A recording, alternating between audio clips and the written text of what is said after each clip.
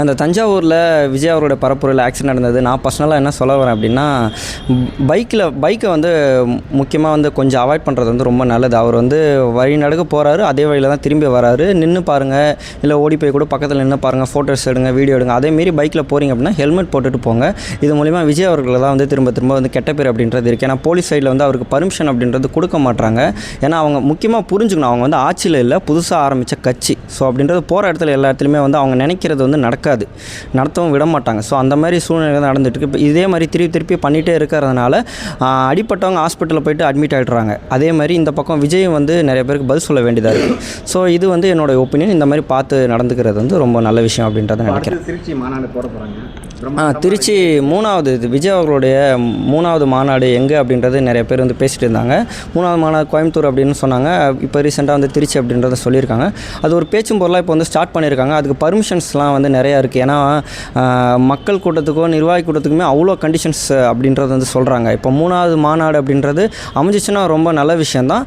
ஆனால் ரெஸ்ட்ரிக்ஷன் வந்து ரொம்பவே வந்து கடுமையாக அப்படின்றது வந்து இருக்கும்னு நினைக்கிறேன். ஏன்னா முன்னாடி ஆல்ரெடி 2 மாநாடுகள் அப்படின்றது பண்ணாங்க. இப்போ 3வது மாநாடும் சப்போஸ் நடக்க போகுது அப்படின்னா அதுலேயும் நான் என்னுடைய ஒரு சின்ன ஒரு அட்வைஸ் அப்படின்றத சொல்லிக்கிறேன். அந்த இடத்துலையும் சில பேர் தவறுதலாக மயங்கி விழுவாங்க. ஆக்சிடென்ட், சின்ன ஆக்சிடென்ட் அப்படின்றது நடக்கும். எங்கேயோ யாரோ குடிச்சிட்டு கீழே விழுந்தாலும் அவங்க மேலே துண்டை போட்டுட்டு தேவையில்லாம் ஃபோட்டோ எடுத்துகிட்டு அப்படின்றது வருவாங்க. நிறைய விஷயங்கள் அப்படின்றது நடக்கும். இது எல்லாமே ஜாக்கிரதையாக இருங்க. நாட்டில் 14 லட்சம் பேர், அதுக்கப்புறம் 18 லட்சம் பேருங்கிறாங்க.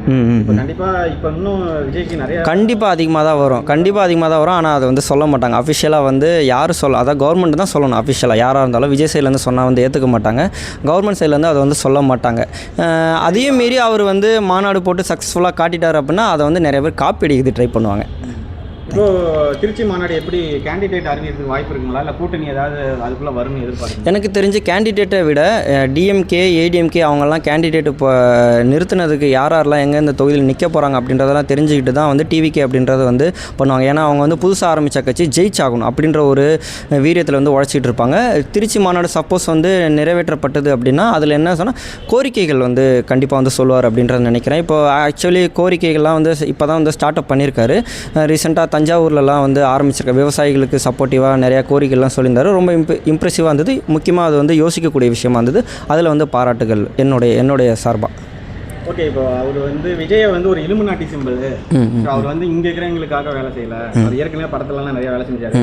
இப்போ அவங்க தான் படத்தை விட்டுட்டு வந்து அரசியல் கட்சி ஆரம்பிச்சு இந்த மாதிரிலாம் நீ இருக்கணுங்கிற மாதிரி ஆடியன்ஸாக அவங்க கமெண்ட்ஸ் மூலிமா தெரிவிக்கிறாங்க. ஏன்னா இந்த திரிஷா விஜய் நேற்று வந்ததுக்கப்புறம் எவ்வளோ நாளைக்கு தான் உங்களுக்கு முட்டு கொடுக்குறது, ஏன் அப்படி பண்ணுறீங்க, எலெக்ஷன் வரைக்கும் கொஞ்சம் கம்முன்னு இருங்களே அப்படிங்கிற மாதிரியும் சொல்கிறாங்க. சில ஆடியன்ஸ் அவங்களே போடுறாங்க.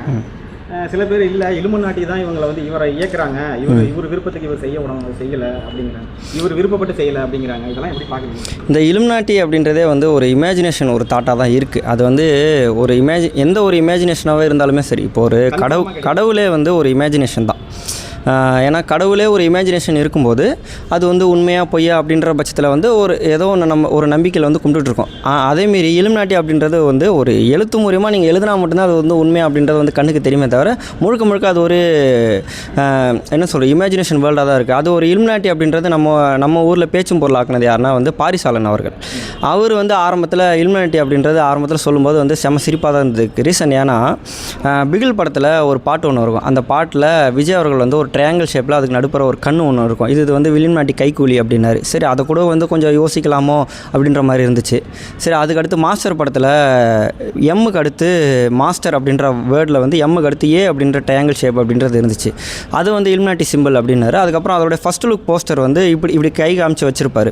அதையும் வந்து இலுமினாட்டி சிம்பிள் அப்படின்றது வந்து பாரிசாலன் அவர்கள் வந்து அட்ரஸ் பண்ணார். அதை கூட நான் வந்து சரி பேச்சும் பொருளுக்கு நல்லா இருக்குது அப்படின்ற மாதிரி. அதுக்கு அடுத்து பீஸ்ட்ன்ற ஒரு படம் வந்து வந்துச்சு.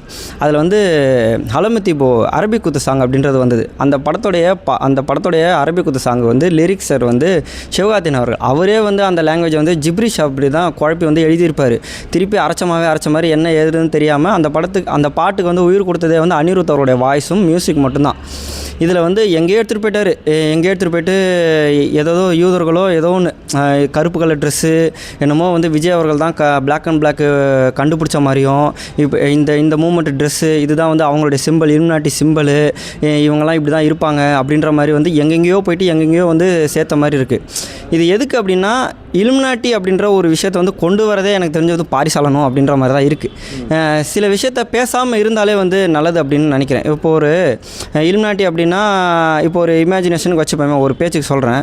கொஞ்சம் வருஷம்லாம் இல்லை, பல வருஷத்துக்கு முன்னாடி நடந்ததை வந்து ரீசெண்டாக 2 மாதத்துக்கு முன்னாடி வந்து பேசினாங்க, எப்ஸ்டீன் ஃபைல்ஸ் அப்படின்றது.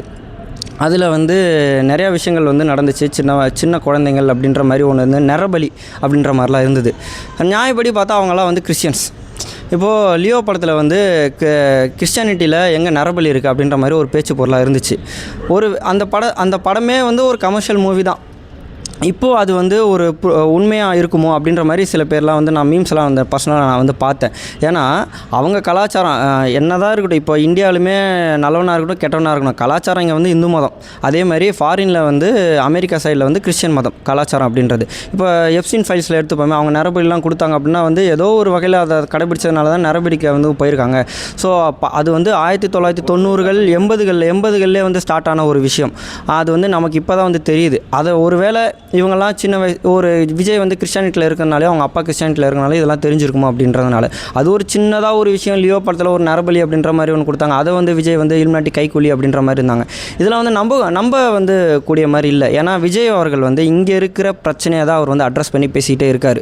இங்கே டிஎம்கே சைடில் இருந்து இது வரைக்கும் இப்போ ஆண்டுகிட்டு இருக்க கட்சி, இதுக்கு முன்னாடி ஆண்ட கட்சி, அதுக்கப்புறம் பிஜேபி சென்ட்ரல் சைட்லேருந்து பிஜேபி கட்சி, அதை தான் வந்து அவர் வந்து அட்ரஸ் பண்ணி பேசிகிட்டு இருக்காரு. அதுலேயும் சில பேர் ரீசெண்டாக பிஜேபி இப்போ வந்து அதிகமாக தாக்கி அவர் வந்து பேசலை அப்படின்ற மாதிரி சொல்லிகிட்டு இருக்காங்க. காரணம் ஏன்னா, நம்மளுடைய தமிழ்நாட்டு சைட்லேருந்து எம்பி சீட் வந்து 40 சீட். அந்த 40க்கு 40 சீட்டை தக்க வச்சிட்டு இருக்கிறது, வின் பண்ணி தக்க வச்சிட்டு இருக்கிறது டிஎம்கே. ஸோ அப்போ வந்து டிஎம்கே தான் அவர் வந்து எதிர்த்து பேசணும். இப்போ அவர் வந்து ஒரு உதாரணத்துக்கு பிரைம் மினிஸ்டர் போட்டிக்கு வந்து விஜய் வந்து கேண்டிடேட்டாக நிற்கிறாரு, மோடியை எதிர்த்து நிற்கிறாரு அப்படின்னா வந்து மோடியை தாராளமாக வந்து பேசலாம். இல்லை அவர் வந்து சவுத் சைடுக்கு வந்து காமனாக வந்து காங்கிரஸுக்கு நான் சப்போர்ட்டிவாக நிற்கிறேன், கூட்டணியில் நிற்கிறாரு அப்படின்னா வந்து நார்மலாக வந்து மோடி அவர்கள் வந்து தாக்கி பேசலாம். இங்கே என்ன கலவரமோ, சிம்பிளாக சொல்லணும்னா மேக்ஸ் எக்ஸாமுக்கு வந்து வீடியோ படிச்சுட்டு மறுநாள் காலையில் போய் சயின்ஸ் எக்ஸாம் எழுதுனாங்க. அந்த மாதிரி ஒரு கதை தான் வந்து விஜய் மேலே வந்து ஒரு பழி மாதிரி சொல்லிட்டு இருக்காங்க. அது ஒரு சிரிப்பு தான் அது. தேங்க்யூ.